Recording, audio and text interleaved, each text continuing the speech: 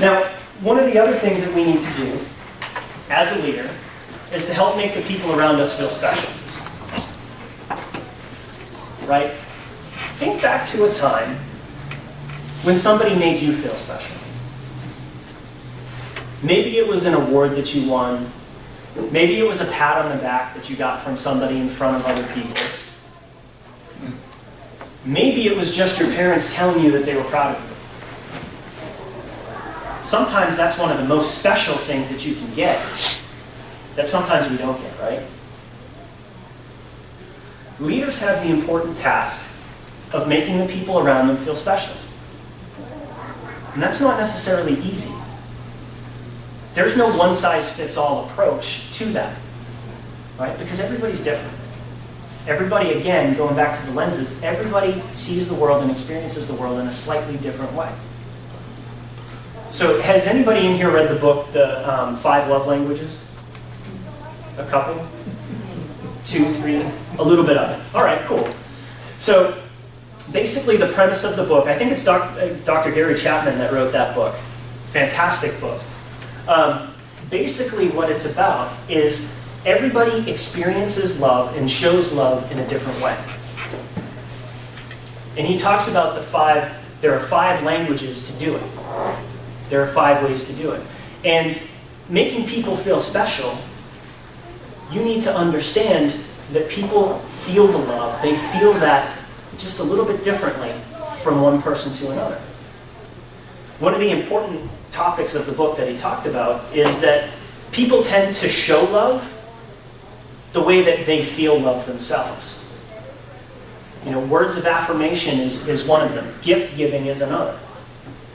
Right? And those are 2, not to put Carrie on the spot, but those are 2 of my wife's languages. Those aren't necessarily mine. So in our marriage or in any relationship that you have, I constantly have to check myself because I may not be showing her love in the way that she feels.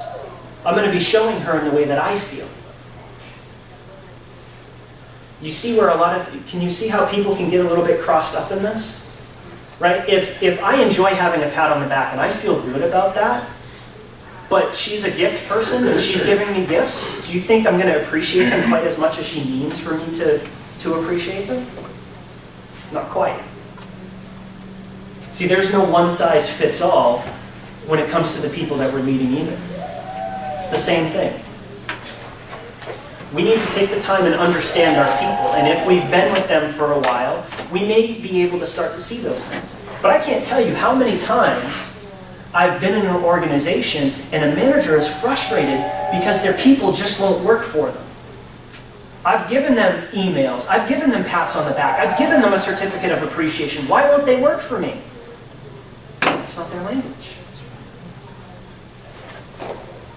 It may work, if you've got a department of 5, you may have 5 different people. So it's important to understand what drives those people and what are some of those areas. Now, luckily there are some guidelines and some things that we can do as leaders that will help them make them feel special. Right? That will generally work in this case. And the first one is to praise them in public. It's a big motivator for some people to know that they've done their job well. And it's even bigger for them to know that people around them know that they've done their job well. So if you've got a star employee, let everybody in the organization know that they've done a good job. Cheer for them. Cheer for them. Right? That does 2 things. It lets the people that you're praising know that you appreciate them. But it also shows the people around them and the other people in your organization the right behaviors and the things that you want to promote. So you really get 2 things out of it. All right? The second one is correct in private. Now, correction doesn't necessarily make somebody feel special, but I'll tell you, you want to do the opposite of making somebody feel special? Correct them in public. That's one way to completely demotivate somebody. Sometimes we do need to correct them. Going back to your point, sometimes we do need to correct them. But corrections should always be done in private, one-on-one, or in a small group if it needs to be a small group, behind closed doors. People don't want to lose face. All right? And the next one is deflect praise when you receive it. I love this quote from Harry Truman. It's amazing what you can accomplish when you don't care who gets the credit. And it's so true.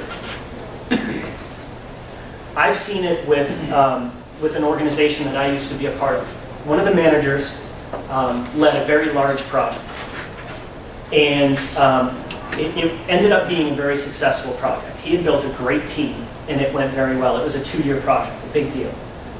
And he ended up getting an award at the company annual banquet and dinner. He got an award and got called up on stage and recognized for the good work that he managed. And he got up there and he instantly turned around and deflected it to his team. He said, no, wait. I wasn't the one that was doing the work. They were. It was this person, this person, this person, and this person. They were the ones that did the work, not me. This is their award. And he instantly handed the award over to them. Do you see how that can be motivating to some of your people? Do you think that they wanted to work for him? I know I did. And you see it sometimes in sports as well. Only sometimes, unfortunately. But when athletes are interviewed after a game, you can tell who the ones are that get this point, right? A quarterback makes a great pass and a receiver makes a good catch. Who do they go to? The quarterback. You made a great throw. No, he made a really good catch. I just put it up where he could get it, and he was the one that finished it. He was the one that did it.